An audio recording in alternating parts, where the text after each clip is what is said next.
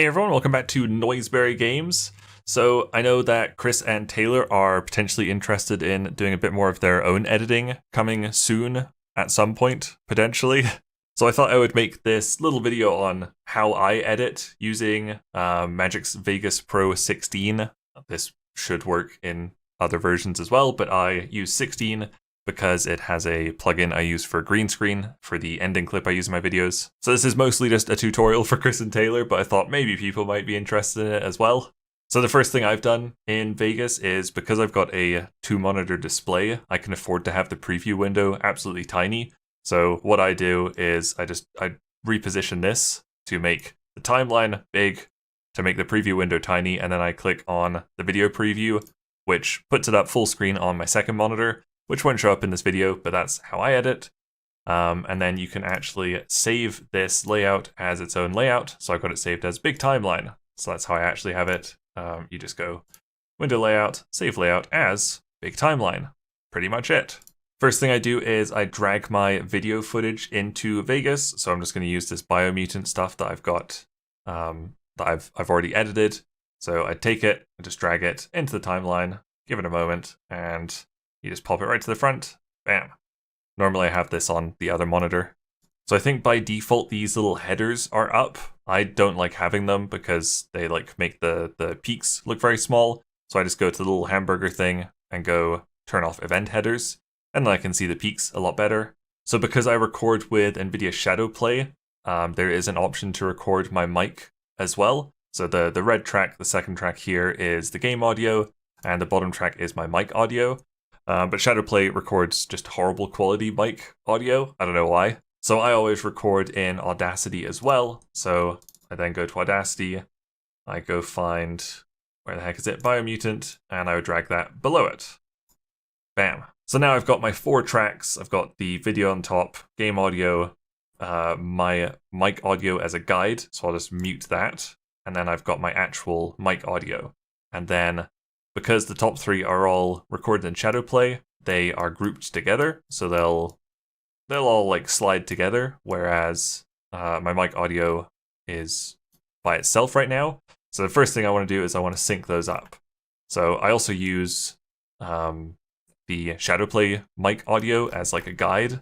So I'm just scrolling in here, and I want to line this up as close as I can get. You can zoom in really far. And so I drag it as close as I can get, and then you can actually use the number pad 4 and 6 to move whatever your selected track is by a frame.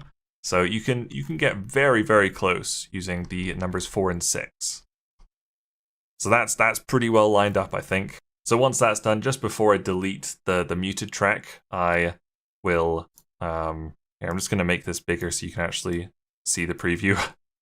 Because otherwise it won't show up in video probably. And then I just play it back to make sure that I've synced properly. So we'll look for the mouse cursor going across these as I say them.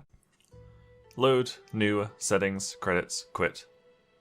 I was doing it with a controller, but otherwise you'd look for your mouse cursor, and that's how you sync.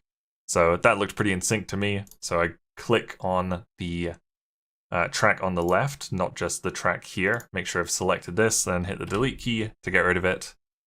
And then to group these together, click the top one, shift click the bottom ones that are all highlighted, press U on your keyboard to ungroup them, and then press G on the keyboard to group them together. And it doesn't look like anything's changed, but now, if we scroll out, they're grouped. So they will slide along together now. If I didn't do that, then they would slide independently. So if I went to, make a cut here or something, it wouldn't cut all of them. But yeah, if I group them together, U, G, then I can make a cut and it'll cut everything, which is exactly what I want. If you're editing in Vegas, I know in 16, I'm pretty sure in 18 it still had this problem. It forces a weird resample on your video, which gives it a weird ghosting issue. So basically you want to right click the video up here, go to switches, and go down to disable resample. You need to do that for every single video you do, and you can't set it as a default in Vegas, unfortunately. You just get used to it, it's fine. And then I also want to put some filters on my audio. So I'm going to right click my audio track and go to audio event FX. And I'm going to double click track compressor and track noise gate. and then go OK. Then track noise gate, I want to use the slobs gate preset that I've made myself. You just want to copy these settings basically. So like if you're on Untitled, you'll have infinity threshold level and these numbers here. You just want to take the numbers I've got on Slobsgate, basically delete Untitled, type in Slobsgate, and then click save, and you'll have this little preset that you can load up every single time you start a video. Then in compressor, I use the hard limiter one. I find that works really well for my audio. You can play around with this. I've tried like these Slobs compressor ones as well. I've found the hard limiter works the best for me, and that's like a built-in default, so you don't have to like save that one yourself. And that's it. Then you can just click X on that, and bam, your audio should be all good. Then I like to look through the video for somewhere loud in the game audio, and I'll just play a little bit and tweak the volume level, which you just kind of mouse over to the top of the track, and then you can drag it down like that. So I just let it play for a bit and see how loud or quiet I need it. It's getting fucked up. Oh my god, he's very fast. So something about that is usually how I go for it. So it looks quite quiet, but that's what I want. Once that's done, I go back to the start of the video, I scroll in. I like working at a very particular view. I like my timeline just to display about 4 minutes, and I only work in this view. Like I don't like it scrolled out any further than that or scrolled in any further than that. Hopefully you don't get caught in that same trap, but I'm like quite like OCD about this editing. Apparently I need it to be this view. But yeah, you just scroll in and out to get it at the view you want. You position your cursor near the start. You can use your arrow keys to get closer. So basically use the arrow keys to slip around through the timeline and press space to play. Hey everyone, welcome back. That sounds like a good starting point. So what I do is press S to split the track. S for split, very easy to remember. Split, that puts a cut right at the start of the video. Click anywhere in the garbage you don't need. Delete on the keyboard to get rid of it. Pop this to the start. Bam, we've got our first cut done. This is how the video is going to start. Hey everyone, welcome back to John's Watch. Love it.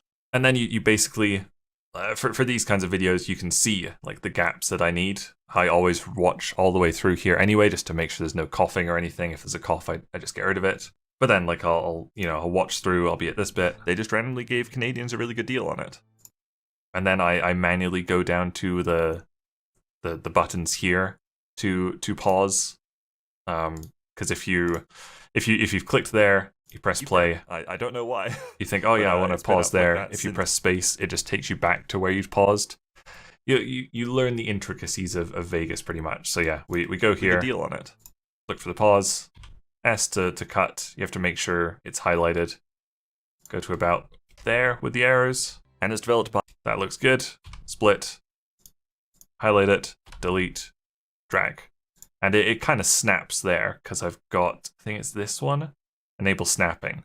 If you turn that off, it won't snap. You can see it will, it gets pretty close, but it'll do like a little overlap. We want snapping on, and then it just locks there. It's perfect. So that's how I'd go through and edit it to look nice. If you want to do like a crossfade, you can do a very easy one by just dragging slightly to the left until you get that little overlap thing here. It'll automatically like snap to a second, but you can drag it further if you want. And this little like cross thing here means there's now a crossfade there. And if you want something different, like by default this is just a crossfade, you can go into, I really want a clock-wipe fade here. You can just drag that over top, and it'll turn that transition into a clock-wipe. Great, it probably won't look like much here. Canadians are really good deal by it. Yeah, you can't really tell because it's the same background. But yeah, that's how I do transitions. Just before I get to the exporting, I think I'm going to try and go over a couple more hotkeys I use. Control Q will give you a new audio track underneath your video. And then Control Shift Q will give you a new video track. When I do my outro, my like green screen bit at the end, I always need an extra video track on top. If you want to add text, you position your cursor like wherever you need it. You go up to Insert, Text. I've got a nice little preset with the caption style. It's got my font I use, Caviar Dreams. You just erase sample text, put whatever you want there. This is a caption. And then you can either scale it by clicking and dragging on here, you can move it around, or you can just use the numbers here. So like 0.5, we'll put it right in the middle. Perfect. You can do all sorts of things in the Video FX tab. I don't use it a ton, but sometimes I use black and white if I need to make the video black and white kind of thing. Probably not going to happen in like reviews and stuff like that. But there's lots of cool stuff in there. That should really do it for like the basics of editing. Don't want to overwhelm anyone in this first video, so once it's done, I always double click up in this little space here, which will select the whole timeline. Like previous versions of Vegas had weird issues where if you didn't do this, sometimes it would just like render a black bit, like it would just forget a bit of footage for some reason. And speaking of which, a good solution for that is to go Options, Preferences, and make sure you uncheck Close Media Files when not the active application. That makes it so that you won't get any of those black clips where it should be rendering. I also have Turn Off Automatically Open Last Project and Startup because I usually wanted to start with a clean instance of Vegas. I'll just pop up my video settings here, just in case anybody needs to copy them. I don't think any of these really need changing. Oh, and one more thing before we get to the export settings. If you do Alt-Enter on your keyboard, you get to the project settings. You usually don't have to change this, but sometimes if your footage is in variable frame rate, you might have to change it to make it 60. So just make the width and height 1920 by 1080. Just copy all this, make sure the frame rate is at 60. That's all you need, really. So once you're happy with it, you double click up here to make sure it's all selected, go File, Render As, and then I've got my favorites selected here. Otherwise you see just shitloads of stuff. So we'll turn it off, and these are all the things you're gonna see. You won't need most of them. You'll go into Sony AVC/MVC.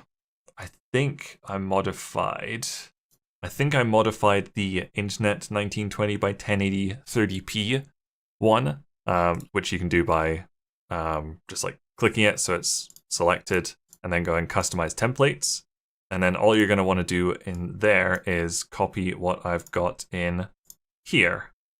So include video format AVC, high definition 1920 by 1080, all this stuff. Frame rate is fine at 59,940 for the output.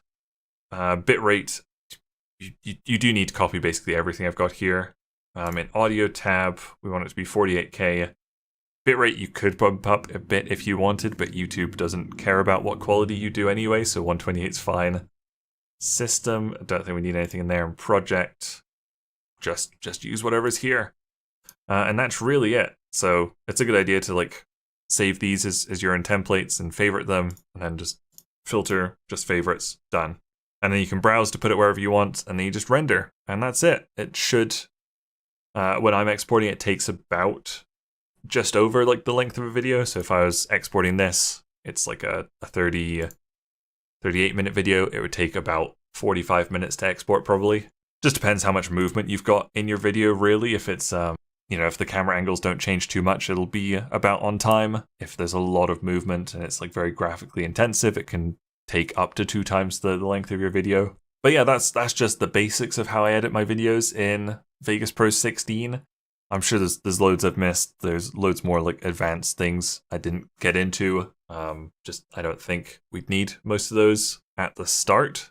So yeah, hopefully this video helped. Let me know if anybody's got any questions or if you liked this in the comments below. See ya!